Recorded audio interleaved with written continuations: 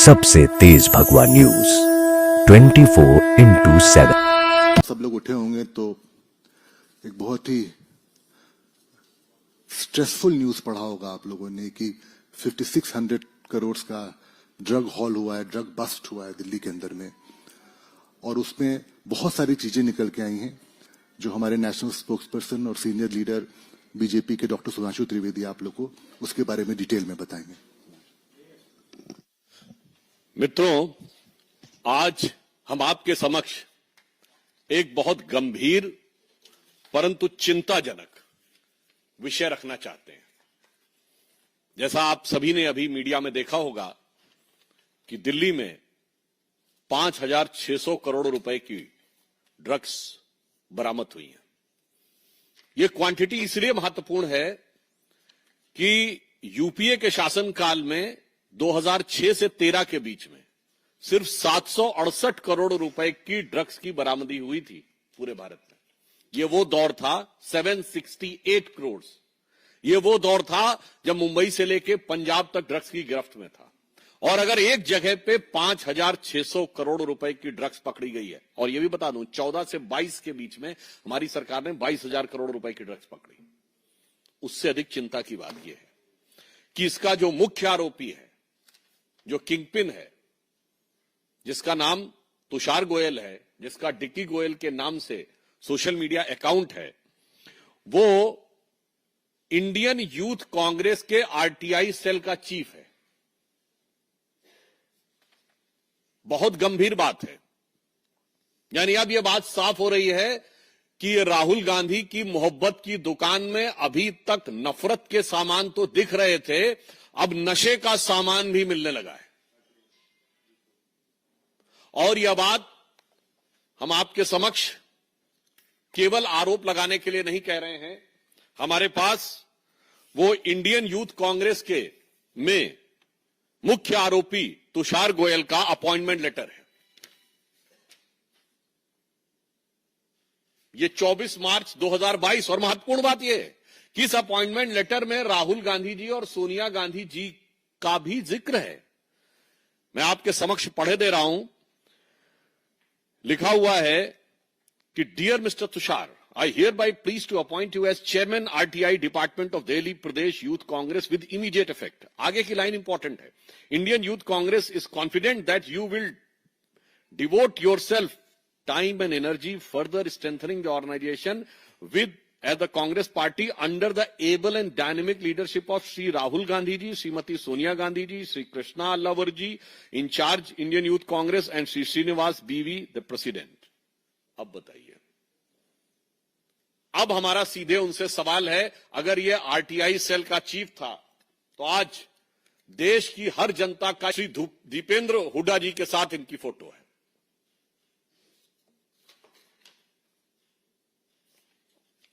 मामला इतना ही नहीं है, अन्य वरिष्ठ नेता कांग्रेस के ऑर्गेनाइजेशन सेक्रेटरी केसी वेणुगोपाल जी के साथ इनकी फोटो है। फोटो तो कई बार पब्लिक डोमेन में कोई भी खिंचा लेता है, मगर एजेंसियों को उसके फोन से दीपेंद्र हुड्डा जी का नंबर भी बरामद हुआ है। अब इसके बाद बहुत साफ हमारा मानना है कि this is a right to information of every citizen of the country and Haryana कि कांग्रेस का इससे क्या कनेक्शन है। यदि दीपेंद्र हुड्डा जी के साथ न सिर्फ फोटो है बल्कि उसके मोबाइल में उनका नंबर है, यूथ कांग्रेस का अपॉइंटमेंट लेटर है जिसमें dynamic leadership and blessings of Rahul ji और सोनिया जी का भी जिक्र है, तो अब ये सवाल बहुत गहरे होते हैं, जिसमें हमारे 2-3 प्रमुख सवाल हैं। नंबर 1, ये जो पैसा बरामद हुआ है, ये पैसा कांग्रेस पार्टी के पदाधिकारी के ड्रग तस्करी में इन्वॉल्व होने का है, तो क्या इससे पहले अन्य पैसे भी आ चुके हैं? कांग्रेस पार्टी इसका जवाब दे। ये शक पैदा होता है। दूसरा शक, ये जो पैसा है, क्या ये चुनाव की प्रक्रिया के लिए तो नहीं प्रयोग हो रहा था? 5,600 करोड़ रुपए किस पर्पस से था और कांग्रेस पार्टी से इसका क्या संबंध है? तीसरा प्रश्न, क्या कांग्रेस पार्टी ने किसी ड्रग माफिया को या ड्रग पेडलर को अपनी पार्टी का पदाधिकारी बनाने में यह शक पैदा होता है कि किसी प्रकार का कोई अरेंजमेंट तो नहीं है? हम ये साफ पूछना चाहते हैं कि अगर उनकी सरकार यदि आ जाती तो इस प्रकार के ड्रग माफिया को हरियाणा में काम करने के लिए उसी प्रकार की छूट मिलती है। ये 3 सवाल देश की जनता के सवाल हैं और ये शक पैदा करते हैं। कांग्रेस को स्पष्टीकरण चाहिए और ये इसलिए गंभीर सवाल हैं क्योंकि आप सभी प्रबुद्ध हैं और मैं देश के प्रबुद्ध नागरिकों से भी कहना चाहता हूं, किसी देश को बर्बाद करना हो तो 2 प्रकार की चीजों का प्रयोग किया जाता है। एक, उस देश की जनता के बीच में भ्रम पैदा करो और दूसरा, सीधे उसकी युवा पीढ़ी को ड्रग्स में इन्वॉल्व कर दो। आज हम ये पूछना चाहते हैं कि देश में भ्रम पैदा करने के लिए अनेक अंतर्राष्ट्रीय शक्तियों, संस्थानों के साथ कांग्रेस पार्टी के संबंध यदा कदा उजागर हो रहे हैं। अब देश के युवाओं को सीधे नशे में इन्वॉल्व करने वाले इतने बड़े कांड के साथ कांग्रेस के ऑफिशियल पदाधिकारी का सीधा संबंध उजागर होना बहुत गहरे और खतरनाक संकेत देता है। अर्थात देश कितने गहरे और गंभीर संकट में आ सकता है इन लोगों के हाथ में थोड़ी सी भी शक्ति आने से, यह आप बहुत सहज रूप से समझ सकते हैं। तो हम इसलिए आज इस विषय के ऊपर गंभीर चिंता व्यक्त करते हुए पुनः अपने 3 सवाल कांग्रेस से दोहराते हैं। नंबर 1, इस मुख्य आरोपी तुषार गोयल जो कि कांग्रेस का पदाधिकारी है, जिसका नियुक्ति पत्र उपलब्ध है, उसका कांग्रेस के साथ किस प्रकार का संबंध है? सिर्फ राजनीतिक संबंध है या व्यवसायिक संबंध भी है? This relationship is only political और there is also a financial dimension involve. दूसरा, ये जो पैसा इन्वॉल्व हुआ है, क्या ये पैसे की जानकारी कांग्रेस पार्टी को है और क्या इससे पहले भी पैसे आ चुके हैं?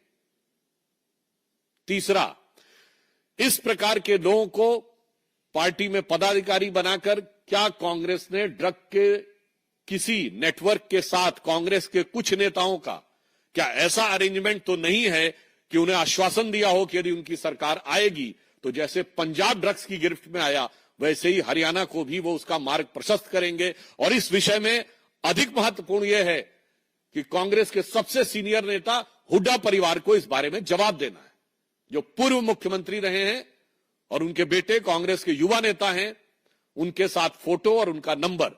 तो जवाब कांग्रेस पार्टी से चाहिए और जवाब हरियाणा कांग्रेस से चाहिए और जवाब हुड्डा परिवार से चाहिए। धन्यवाद।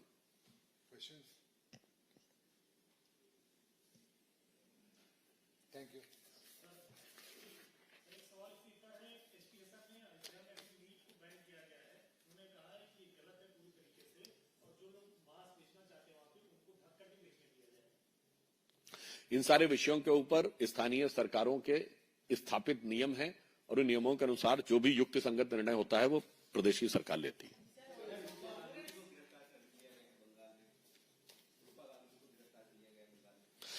पश्चिम बंगाल की सरकार जिस प्रकार की दमनकारी कार्रवाई करती है और अब पूरी तरीके से एक्सपोज हो चुकी है कि पश्चिम बंगाल तृणमूल कांग्रेस के शासनकाल में अपराधियों का गढ़ बन चुका है और वह गढ़ तृणमूल कांग्रेस की छत्र छाया में वैसे ही है जैसे किसी दौर में लालू प्रसाद यादव जी सरकार चलाते थे। आज ऐसा लग रहा है कि ममता बनर्जी जी उसी नक्शे कदम पर दिखाई पड़ रही है।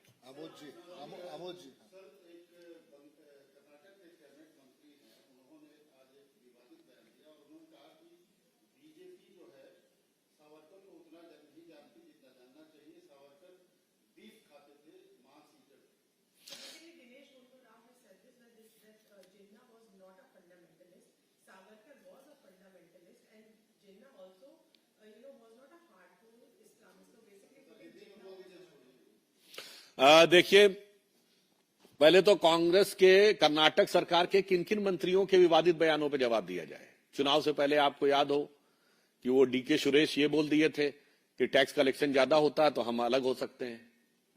इनके पीडब्ल्यूडी मिनिस्टर हैं सतीश जारकीहोली, जब कार्यकारी अध्यक्ष थे तो बोले थे हिंदू शब्द गंदा है। खड़गे जी के बेटे हिंदू धर्म के बारे में क्या क्या बोल चुके हैं। अब रही बात सावरकर की, तो मैं स्वातंत्र वीर सावरकर के संदर्भ में कांग्रेस को सिर्फ इतना याद दिलाना चाहता हूं कि स्वातंत्र वीर सावरकर भारत के इतिहास के इकलौते स्वतंत्रता संग्राम सेनानी थे जिन्हें 2 जन्मों का कारावास हुआ था। मैं चुनौती से कहता हूं, कांग्रेस का कोई एक नेता बताए जिसको 2 जन्मों कारावास हुआ और उन्हें काला पानी हुआ था। मैं चुनौती से कहता हूं, कांग्रेस का राष्ट्रीय अध्यक्ष स्तर का एक व्यक्ति बताए स्वतंत्रता आंदोलन में जिसे काला पानी हुआ हो। और जिस वर्ष में हुआ है, सावरकर जी को सजा 1910 में हुई। आप सब जाइए और चेक करिए 1910 में कांग्रेस का अध्यक्ष कौन था? William Wedderburn, secretary of the British government. British सरकार के हुक्मरान के पैरों तले बैठे थे 1910 में, जिस वर्ष ब्रिटिश सरकार वीर सावरकर को अपना सबसे बड़ा दुश्मन मानकर काला पानी की सजा दे रही थी। मुझे लगता है बस ये तथ्य काफी है ये बताने को कि जिन लोगों ने, जिनके कभी राष्ट्रीय स्तर के किसी नेता ने, आप बताइए, जो अंग्रेजों की गोली से मारा गया हो। नंबर 2, कांग्रेस का कोई राष्ट्रीय स्तर का नेता बताइए जिसको फांसी हुई हो। नंबर 3, कांग्रेस का कोई राष्ट्रीय स्तर का नेता बताइए जो काला पानी हुआ हो। नंबर 4, लाला लाजपत राय जी जो 1920 में कांग्रेस के अध्यक्ष थे, उनके अलावा राष्ट्रीय स्तर का एक नेता बताइए जिसको लाठियां पड़ी हो और लाठियों की वजह से वो गंभीर चोट की वजह से मारे गए हो। मगर उसके बावजूद जो ना लाठी खाए, ना गोली खाए, ना फांसी पे गए, ना काला पानी में गए, आजादी उन्होंने दिलाई, जिनके लिए मुझे वो पंक्ति याद आती है कि नौरंगिए सियासते दौरा तो देखिए कि मंजिल मिली उन्हीं को जो शरीके सफर न थे। और वही आज हमसे सवाल पूछ रहे हैं।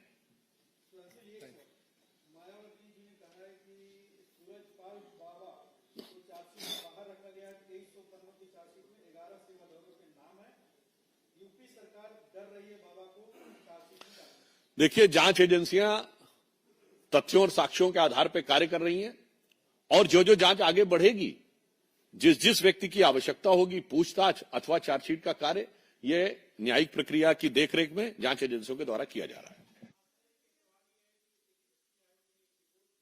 इसमें झारखंड में बांग्लादेशियों की संख्या जो है वो बढ़ रही है।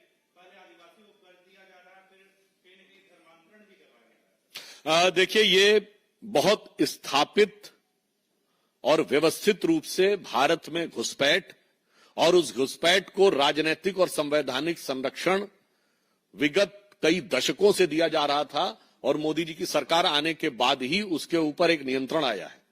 और सबसे बड़ी बात तो क्या है, आपको याद हो, झारखंड के मुख्यमंत्री हेमंत सोरेन जी का भी कुछ दिन पहले का तो बयान है, जब उनसे कहा गया कि झारखंड में बांग्लादेशी घुसपैठियों की संख्या बढ़ रही, तो उन्होंने कहा पश्चिम बंगाल में ज्यादा बढ़ रही है। तो पहली बात तो यह कि झारखंड की सरकार ने मान लिया कि उनके यहां बढ़ रही है, और दूसरा यह भी स्थापित कर दिया कि इंडी गठबंधन का जो दूसरा राज्य है वहां सबसे ज्यादा बढ़ रही है।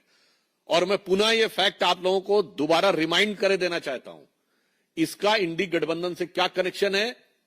इस चुनाव में सबसे बड़ी जीत लोकसभा चुनाव में कांग्रेस को असम की धुबरी सीट पर मिली है, जहां कांग्रेस के रकीबुल हसन 10,25,000 से जीते हैं। और असम और पूर्वोत्तर में धुबरी के बारे में यह आम जनश्रुति है, आम धारणा है कि वो बांग्लादेशी घुसपैठियों का गढ़ है।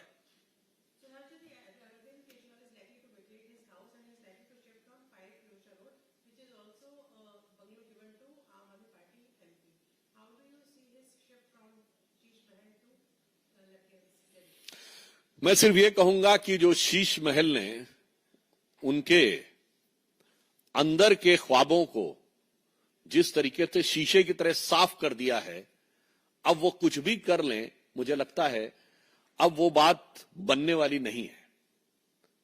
क्योंकि वो अरविंद केजरीवाल जी जो एक साधारण सी टी शर्ट पहन के रेनॉल्ड का पेन लगाकर चलते थे, उनके शीश महल में 1 करोड़ रुपए की लागत के पर्दे लगे थे,